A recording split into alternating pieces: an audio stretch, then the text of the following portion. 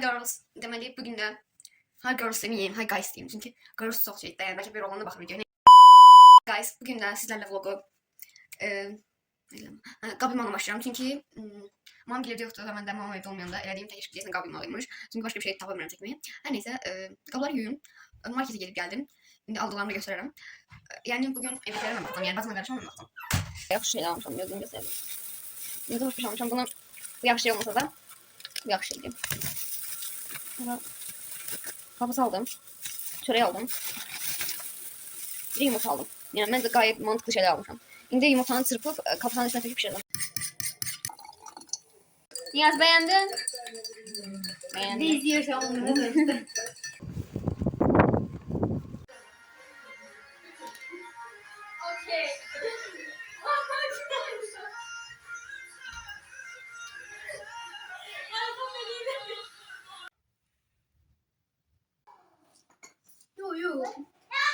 Gelmişiz sevincin.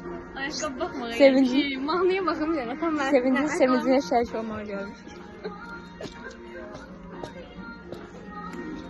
Sağ olsun. Koştular ki ben bakabilirim de yani ne kadar oynayabilirim. Bəli. Ama Bu şey bu değil. şey yaraşır. Bu biraz nenemden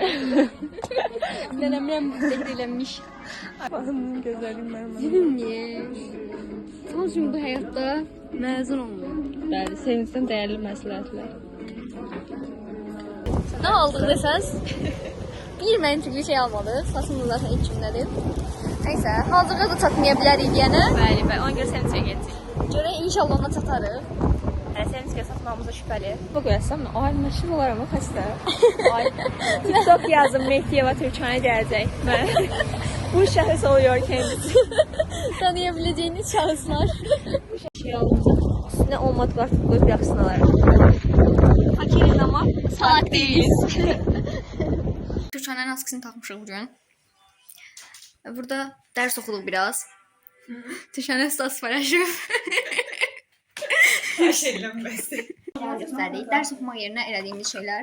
Türkçənin stasa baxır, mən də burada nə almışam onu göstərirəm. Ben bir tane çiprik aldım. Burada da bunun yəni şeyi var.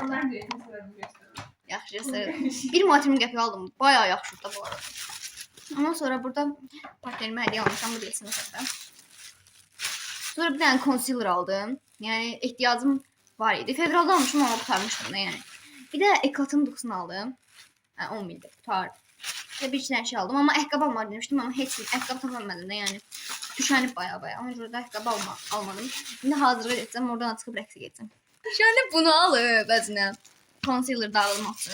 Biz spondan da aldık ama Türkçane biraz varlık olduğu için. Bir manat dola gelir. Sonra Türkçane bundan da aldık. Neyse BB krem aldık Türkçane özüne. Bu arada çok şeydi. Sonra Türkçane'ni alıp Essence'in tuşunu alıp böyle. Sonra Eklat'ın alı dokusunu alıp en yedi dokularımız bu arada. Liner alıp. Sonra maşallah bazarda garibim. Oydu bunu çok beğendim. Az miste istiyor bu da özde.